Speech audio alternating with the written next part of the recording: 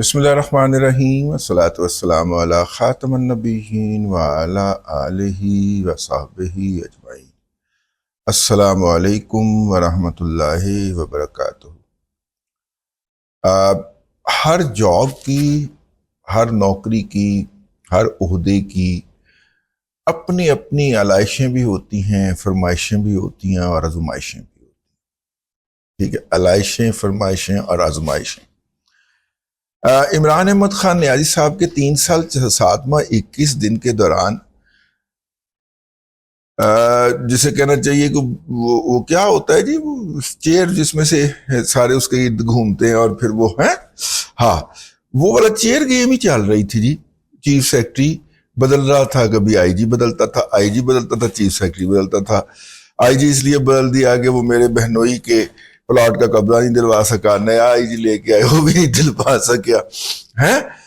اس طرح آئی جی بدلتا تھا، چیف سیکرٹری بدلتا تھا۔ تو یہ عادت ہو گئی تھی پنجاب کی بیوروکریسی کو کہ وہ جناب بدلتے رہتے تھے۔ اور موجودہ جو چیف سیکرٹری صاحب ہیں، پتہ نہیں کیا بھلا سا نام ہے ان کا، وہ جو بھرت صاحب کے میرے خیال چاچو ہیں یا ماموں ہیں، وہ جو منسٹر نہیں ہے کمیونیکیشن کے، ہاں، تو وہ جو ہیں جی ہمارے چیف سیکرٹری صاحب جو ہیں، وہ ان کو لے کے آئے تھے محسن نقوی صاحب، اور محسن نقوی صاحب کے کا بھی پورا 8-9 مہینے کا دور انہوں نے گزارا، 7-8 مہینے 9 مہینے جتنی بھی کیئر ٹیکر چلی۔ اس کے بعد مریم بی بی کے ساتھ بھی وہ 2.5 سال سے لگے ہوئے ہیں، تو کچھ زیادہ عرصہ ہو گیا ان کو یہاں پہ۔ تو ظاہر ہے پھر اندر سے چیزیں نکلیں گی اور نکل کے ان کے اوپر پریشر ڈالنے کی کوشش کی جائے گی۔ بہت دفعہ پریشر آیا ہے پہلے بھی ان کے اوپر، اور مطلب کہ بہت دفعہ ان کے اوپر حملہ ہوا ہے، ٹھیک ہے۔ اور مطلب کہ بعض لوگ ان کے اوپر، میں نہیں سر جی، میں نہیں، بعض لوگ الزام لگاتے ہیں کہ انہوں نے بڑی اہتمام کے ساتھ پی ٹی آئی کو زندہ رکھا ہے پنجاب کے اندر۔ سر میں الزام نہیں لا رہا، لیکن ان کے ناقدین جو ان کے بارے میں تنقید کرنے والے لوگ ہیں، وہ ان پہ یہ الزام لگاتے ہیں۔ اور گوگی کو پیسے دے کے ادا کرنے والا ایک ایک افسر انہوں نے اعلیٰ عہدے پہ لگایا، بلکہ مریم بی بی کے ارد گرد بھی وہی اکٹھے کیے۔ لیکن کام ہوا ہے جی، پیسے خرچ ہوئے ہیں۔ جو پیسے خرچ ہونے سے مراد ہے جو بجٹ تھا ڈیولپمنٹ کا، وہ خرچ ہوا ہے، سڑکیں بنی ہیں، بہت سارے ترقیاتی کام ہوئے ہیں۔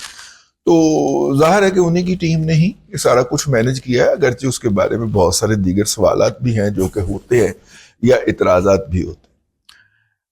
ان کے حوالے سے ایک خبر چھاپی، انور حسین سمرہ صاحب صحافی ہیں، ہمارے سے جو امیڈیٹلی بعد کی لاٹ تھی ان میں ہے، اب تو خیر وہ بھی بڑے سینئر ہو گئے، اور کامرس اور اکانومی کو دیکھا کرتے تھے۔ ہم جب آپ سمجھیں کہ رپورٹنگ سے نکل رہے تھے تو ان کی کوئی 22-23 سال پہلے ان کی رپورٹنگ میں انٹری ہو رہی تھی، اور مطلب کہ آج کل وہ جو ہے وہ ایک ٹی وی چینل، نجی T V channel public news کے ساتھ بھی منسلک ہیں۔ انہوں نے ایک خبر دی جی، اور خبر کے اوپر انہوں نے پورا سیگمنٹ کیا، اور جو ہیں ہمارے چھوٹے بھائی ہیں وہ اس کے اینکر تھے پروگرام کے، اور انہوں نے اس کے اندر اس بات کا جو ہے نقل کفر نباشد، مطلب انہوں نے یہ اس کے اندر ثابت کیا ڈاکومنٹ کے نتیجے کے اندر، ڈاکومنٹ کے ذریعے، کہ یہ بجٹ ایلوکیشن ہوئی ہے 3.5 ارب روپیہ صرف جی او آر لاہور کی، جو کہ گورنمنٹ آفیسرز ریزیڈنس جی او آر لاہور کے اندر جو واقع ہے مال کے اوپر، صرف اس کے لیے 1 سال میں 3.5 ارب روپے کا بجٹ جاری ہوا ہے، یہ انہوں نے دعویٰ کیا۔ اور میں نے جب وہ دفتر سے پتہ کیا تو انہوں نے کہا جی ان کے پاس ڈاکومنٹس جو ہیں وہ سارے ہیں، ٹینڈر جو ہوئے ہیں وہ بھی موجود ہیں، جس نوٹیفیکیشن کے تحت بجٹ جاری ہوا ہے وہ بھی موجود ہے، اور نوٹیفیکیشن ہوتا ہے نا باقاعدہ کہ یہ بجٹ ایلوکیٹ ہو گیا ہے، پھر اپروو ہوتا ہے، پھر جاری ہوتا ہے تو پھر ہی ٹینڈر ہوتا ہے نا، ٹھیک ہے۔ تو یہ ساری لیٹر، ایک ایک لیٹر ان کے پاس اس کی کاپی موجود ہے سرکاری طور پہ۔ تو ایک تو انور حسین سمرہ صاحب جو ہیں وہ کسی نرم جگہ کے اوپر ہاتھ رکھنے والے، پاؤں رکھنے والے آدمی نہیں ہیں، جبکہ دوسری طرف سے ہمیں یہ پتہ چلا ہے کہ اب ہوا کیا اصل میں، دوسری طرف سے حکومت نے طے کر لیا ہے کہ جناب اس کے خلاف وہ پیکا کے اندر درخواست ڈالیں گے اور اپنا انور صاحب کو اور سمرا صاحب کو جو ہے انور سمرا صاحب کو اور پبلک ٹی وی کو پینلائز کریں گے, عدالت میں لے کے جائیں گے. جبکہ وہ دفتر اپنا ہی ہے نا جی. تو میں نے پتہ کیا تو پتہ چلا کہ جناب ہمارے پاس ڈاکومنٹ پورے, آپ ذرا آئیں تو ہم جا کے وہ ڈاکومنٹ سبمٹ کروا دیں گے, پھر خود ہی عدالت اس کا انالیسس کر لے گی یا جو بھی انویسٹیگیشن اتھارٹی ہوگی. اب اس میں ہوا یہ بات جو انور سمرا صاحب اس طرح کی بہت زیادہ خبریں دیتے رہے ماضی کے اندر بھی, لیکن وہ چونکہ انگریزی کے صحافی ہیں اور انگریزی میں بھی اکانومی کے صحافی ہیں, تو دنیا پاکستان میں انگریزی پڑھنے والے لوگ کتنے اور پھر اس کے اندر اکانومی پڑھنے والے لوگ کتنے, ٹھیک ہے. تو اس لیے ان کی اس طرح کی خبریں جو تھیں اس پہ کم ہی نظر جایا کرتی تھی, لیکن اس پہ نظر اس لیے چلی گئی کیونکہ اس کو ارشاد پٹی صاحب نے اپنے الٹیریئر موٹیو کے لیے استعمال کر لیا. ارشاد پٹی کو آج کل اسائنمنٹ ملی ہوئی ہے کہ آپ نے مریم نواز شریف, وہیں سے اسائنمنٹ ملی ہے جہاں سے صدیق للی کو ملی ہوتی ہے. دونوں کا آپریٹر ایک ہے, دونوں کا ہینڈلر ایک کو ہی بنتا ہے, ٹھیک ہے. تو ان کو اسائنمنٹ ملی ہوئی ہے کہ آپ نے نا دن رات مریم نواز شریف کے اوپر تبرہ کرنا, ہیوملیٹ کرنا, ٹھیک ہے, اور ان کے میک اپ کے اوپر تبصرے کرنے ہیں, ان کے فلانے کے اوپر مطلب کپڑوں کے اوپر, پرس کے اوپر تبصرے کرنے ہیں, وہ اگر بیماری کا کوئی علاج کرانے جائیں تو اس کے اوپر بکواس کرنی ہے. وجہ کیا ہے؟ وجہ یہ ہے کہ موصوف کے بچوں کا دودھ جو تھے وہ میاں نواز شریف صاحب پی گئے تھے, ٹھیک ہے.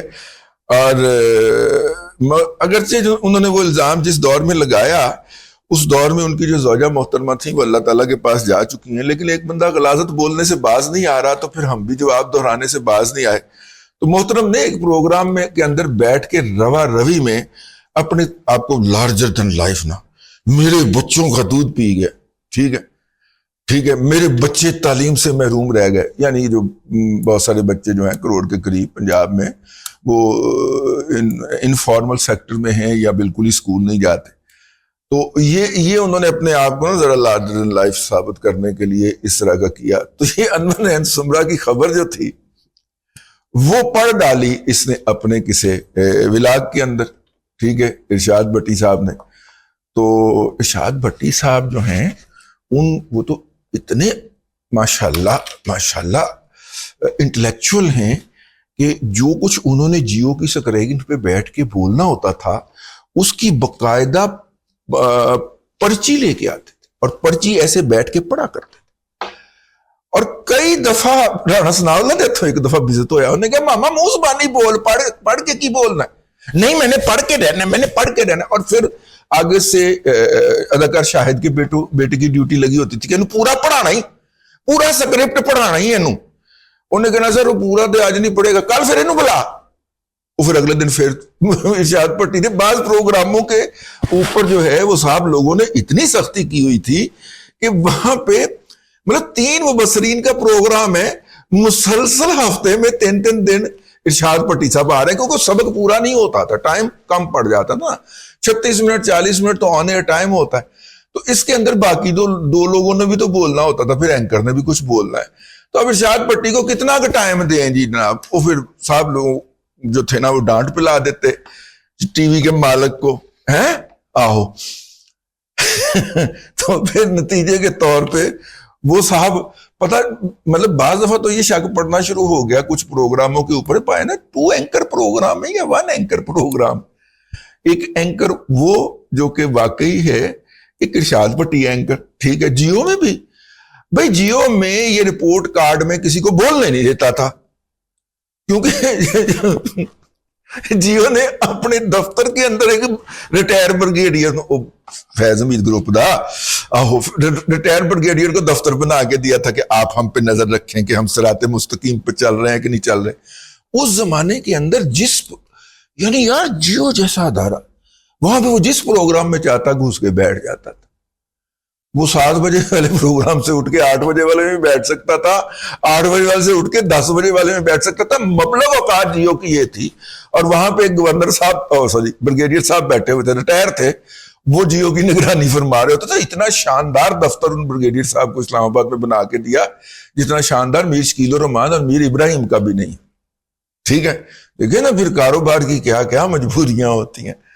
تو وہاں سے بس یہ صاحب اٹھائے گئے. یہ دیکھیے میں عرض کروں کہ انگریز جو تھا نا, اس نے کیا کیا تھا آگے بر صغیر کے اندر, جو انگریز کے آنے پر یا آنے سے پہلے اس طبقے کے اشرافیہ کے لوگ تھے, ٹھیک ہے نا, انہوں نے ان کو معزول کر کے ان کی جگہ کے اوپر شودے, چنگڑ, بدماش قسم کے لوگ جو تھے وہ مسلط کر دی, ان کو ان کی جگہ پہ بٹھا دیا, ان کی جگیریں چھین کے ان شودے چنگڑوں کو دے دی. یہ جو ہمارے جاگیردار طبقے کے اندر آج کے دن تک شرافت نہیں آ پائی نا, یہ وہ انگریز کا قصور. نسل یہ جو ہوتی ہے 2 نمبری جو ہوتی ہے, اخلاق باختہ پن جو ہوتا ہے, یہ تو ڈی این اے میں ہوتا ہے نا سر, یہ پھر کئی نسلوں تک چلتا.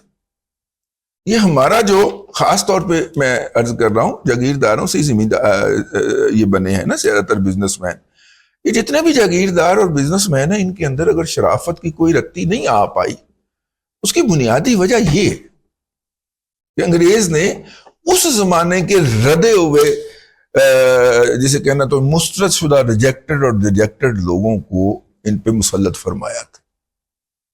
اچھا, یہ انگریز کی چونکہ طریقہ عمل تھا اور انگریز کا چونکہ طریق تھا, تو پھر انگریز سے انہیرٹ کیا ہماری اسٹیبلشمنٹ, اور ہماری اسٹیبلشمنٹ جو ہے وہ ہر شعبے میں یہی کرتی.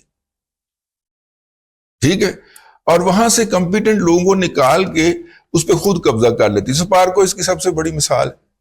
ٹھیک ہے نا, اور بھی کسی ادارے پہ دیکھ لیجئے, وہاں پہ اچھا کوئی نظر آئے تو وہ نکال کے تو خود قبضہ کر لیتے ہیں, ذرا ردی مار جاتے ہیں. لیکن انگریز کیا کیا کرتے تھے کہ وہاں کے نالائق ترین بندے کو اوپر بٹھا دیتے تھے. تو ان کی سنت ہے, انہوں نے کہا جرنلزم کی ایسی کی تیسی.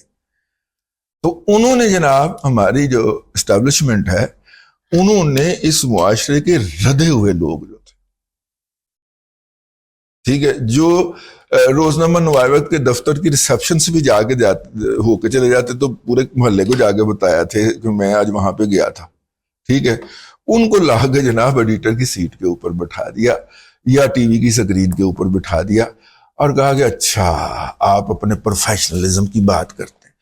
اور مزے کی بات یہ ہے کہ اس کے بعد کوئی جرنیل بدل جائے, کوئی سپہ سالار بدل جائے, وہ اثاثے نہیں بدلیں گے, وہ ادارے کی پالیسی ہے ان کو سپورٹ کرنا. وہ گھٹیا لوگ جو اس وقت لائے گئے تھے اوپر, کہ جو موجودہ بیٹھے ہوئے ہیں 30 40 50 سال صحافت میں گزار کے کچھ روایات کے امین ہیں, یہ اس کو اچھا رکھنے میں انہوں نے جرنلزم کو ساری عمریں دی ہیں. اچھا اب یہ ہمیں بتائیں گے کہ درست ہے یا غلط ہے. تو لہٰذا پھر انہوں نے اس طرح کے لوگوں کو مسلط کیا اور ابھی تک پال پوس رہے ہیں. اب جناب نوٹیفیکیشن ایک اور بھی کوئی میسج جاری ہوا ہے, میرے پاس اس کی کاپی موجود ہے, جو آیا ہے یا بھجوایا گیا ہے کہ حکومت اس کے خلاف جو ہے وہ جانے کا ارادہ رکھتی ہے, سمرا صاحب کے خلاف, بلکہ چلی گئی ہوگی جب تک کہ آپ تک یہ ولاگ پہنچے گا. ارادے تو یہی لگ رہے تھے, نہیں چلی گئی ہوگی تو منگل کے دن چلی جائے گی, بدھ کے روز چلی جائے گی. لیکن انہوں نے کہا جی ہم پیکا ایکٹ کے تحت ان کے خلاف مقدمہ کریں. ٹھیک ہے جی. اگلی پارٹی کہتی ہے جی ہمارے پاس کاغذ پورے ہیں, آپ کسی بھی عدالت میں چڑھ جائیں, ہم آپ کو جا کے تو پیش کر دیں گے. ٹھیک ہے, یہ خبر چھپ کے گزر جانی تھی. اگر اس کو پیشہ ور صحافی جو تھا اس نے ٹریٹ کیا ہوتا, جو کہ ٹریٹ کیا گیا تھا, لیکن چونکہ چڑھ گئی پٹی کے تھے, تو شادے پٹی نے وہ دے ایسا نمک لایا ہے, ایسی غیر صحافیانہ بیان کیا ہے, مجھے لگتا بتاؤں کیا ہے, ٹو بی ویری فیئر. ٹھیک ہے, مطلب سمرا صاحب میرے کو ماسی کے پتر نہیں ہیں, سمرا نے چھوٹ جانا ہے, پٹی نے پھانس جانا. کیونکہ جو پٹی صاحب نے دیکھیں اس طرح بات کی جس طرح زبان 32 دانتوں کے اندر رہ گئے. ٹھیک ہے, آپ ان کی خبر کو اٹھا لیں اور ان کے ڈاکومنٹ چیک کر لیں. پھنس رہا کننے میں, پٹی نے پھنس رہا. ٹھیک ہے نا, ہاں چلو دیکھتے ہیں شاید. لیکن پٹی صاحب کے ڈاٹے ہیں نا جی, بھئی جو بندہ چلو چھڈو پر پٹی صاحب کے ورثہ ڈاڈے ہیں جی، ان کے اوپر تو کوئی آنچ نہیں آئے گی. سمرا صاحب اپنی فکر کر لی آپ. ٹھیک ہے، اب تک کے لیے اتنا ہی، اگلے ولاگ کے اندر پھر حاضری ہوگی. اللہ تبارک و تعالیٰ آپ کو آسانیاں عطا کرے اور آسانیاں خلق خدا میں تقسیم کرنے کی توفیق عطا کرے.